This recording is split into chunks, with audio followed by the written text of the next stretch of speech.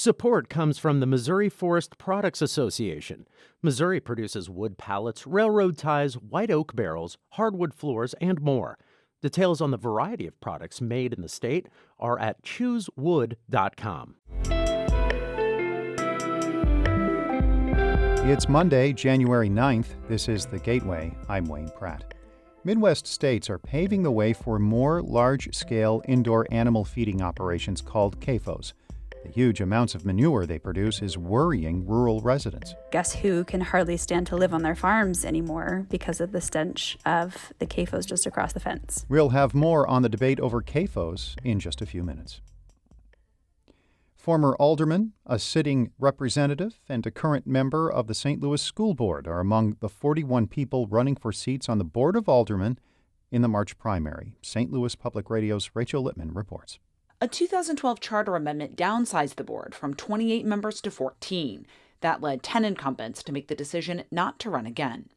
In a major victory for the city's progressive movement, Megan Green has no challengers as she seeks a full term as board president. She won a special election in November to replace Lewis Reed.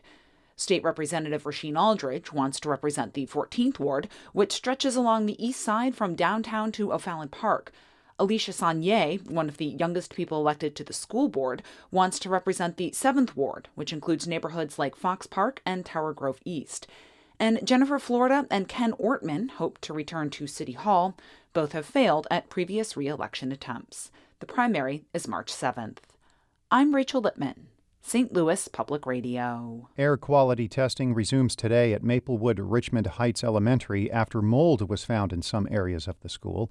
The results follow a water pipe burst on Christmas Day. Students are now learning online. Superintendent Bonita Jameson says it's not known when they can return to the building. We are solidifying an alternative plan to provide in-person instruction off campus for all students if the air quality report indicates it is unsafe for anyone to return to campus. She made the comments in an online video posted over the weekend. The number of reported syphilis cases in St. Louis and St. Louis County is rising again. That's after falling during the height of the pandemic. The state health department says there was a decline in 2020, but the numbers went back up in 2021. County Health Director Kanika Cunningham says the pandemic took resources away from STI testing and treatment. One thing could have been we were not identifying those cases like before because the focus went to the pandemic, testing, treatment, vaccinations. She says there were fewer reported cases even if people were infected. Decreased screenings also meant some people unknowingly spread the disease. The Illinois State Senate ended a Sunday night session without taking action on two hot-button issues. Mawa Iqbal has more. There are now two versions of a measure that would ban the purchase and sale of automatic assault weapons. Senators filed their version yesterday. The Senate version does not require anyone who already owns an assault weapon to register its serial number with the state. It also shortens the list of weapons that are banned. Governor J.B. Pritzker said in a statement the Senate version falls short compared to a House version of the ban passed last week. Lawmakers have to compromise on the proposals if they want to pass a ban before the new lawmakers are sworn in Wednesday. The senators also left without debating a measure to expand protections for abortion providers. I'm Mawa Iqbal. A local program is aiming to put a dent in an ongoing nationwide skilled labor shortage. Building Union Diversity trains women and members of other marginalized groups in various industries through a 6-week apprenticeship program. Director Aurora Beeler says the initiative is ushering in its 28th class. The beauty of this program is not only are they connecting with people who are already in the field, but also with themselves. They're creating their own network as soon as they start the program. Beeler was a guest on St. Louis on the Air. The program launched in 2014.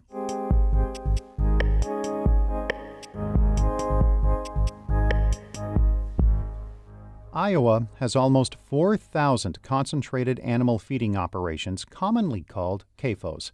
They house large numbers of livestock. Other Midwest states don't have nearly as many. Laws and programs have paved the way for CAFOs to operate in states including Missouri and Nebraska. As Harvest Public Media's Eva Tesfaye reports, that's worrying residents of many rural communities. In Cooper County, Missouri, CAFOs are a controversial topic. Susan Williams asked to meet in a small local library, And even in this quiet atmosphere, she's nervous about people overhearing the conversation. Don't want the whole town to hear me. A retired elementary school principal and a farmland owner, Williams became involved in the controversy back in 2018. That's when a large hog operation called Tipton East planned on moving in less than a mile away from her house. The size of the operation, about 8,000 hogs, concerned her, especially since she grew up on a small hog farm. Just the smell and the waste that you had was tremendous with that, and I couldn't imagine what it would be like with that many hogs. So Williams and some other residents brought their concerns, including what it would do to air and water quality, to Cooper County's health department. The department responded, creating an ordinance to regulate emissions and the spread of manure from CAFOs. The next year, the Missouri Senate passed legislation preventing counties from enacting rules on CAFOs that are stricter than the state's. Cooper County and Cedar County sued over the law, taking the case all the way to the Missouri Supreme Court, which has yet to issue a ruling. Laws that prevent local opposition to farm operations are common, says Loka Ashwood, a rural sociologist at the University of Kentucky. We see that across the country. She says there are a lot of lawsuits regarding CAFOs in the Midwest, and in these lawsuits, the CAFOs are more likely to win. That's where people are fighting the hardest to try to defend their property rights, but they're also losing the most. Other farm groups argue CAFOs can be an economic boon for rural communities. Missouri Farmers Care is a group that wants to see agriculture grow in the state. It has a program that designates counties with the title Agri-Ready. Counties have to agree to a set of requirements that will make the county more welcoming to farm operations. Mike Deering sits on the board of Missouri Farmers Care and is also the vice president of Missouri Cattlemen's Association. He says CAFOs are a net positive for the state. It's food security, it's the food supply chain, and to make sure that we are keeping that local and not having to import. And so we have to encourage growth. In Nebraska, the State Department of Agriculture oversees a similar designation called livestock-friendly counties. It will work with the county to develop zoning laws and permitting that makes it more accommodating to livestock production. Ashlyn Busick is with the Socially Responsible Agriculture Project, an organization that helps communities protect themselves from the negative impacts of CAFOs. She works in Missouri and Nebraska and says welcoming CAFOs hurts small livestock producers. When a county is accommodating for the big ag industry, guess who continues to get pushed out of the market? And guess who can hardly stand to live on their farms anymore because of the stench of the CAFOs just across the fence? The Nebraska Department of Agriculture says attracting livestock operations of all sizes is a focus, and they add a livestock-friendly county is more appealing for new projects. Dodge County, Nebraska has that designation, and Costco opened a poultry operation there back in 2019. Jessica Coulterman is the plant's director of administration. She says Costco chose Nebraska in part because of the warm reception. The other thing that they were really impressed with was the welcome that they received from the state and the local governments, and also from the business leaders in the area.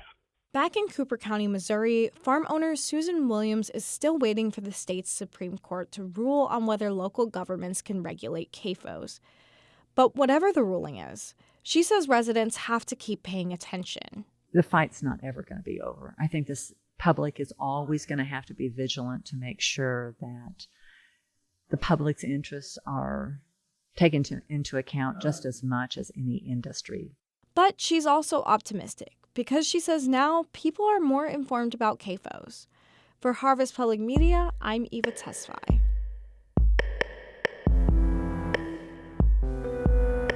Harvest Public Media is a collaboration of public media newsrooms in the Midwest and Great Plains, including St. Louis Public Radio.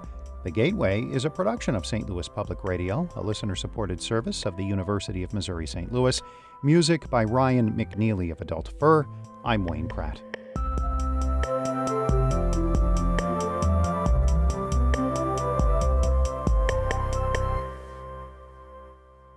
Support comes from the Missouri Forest Products Association, providing more than 41,000 jobs in the production of wood pallets, railroad ties, white oak barrels, hardwood floors, and more.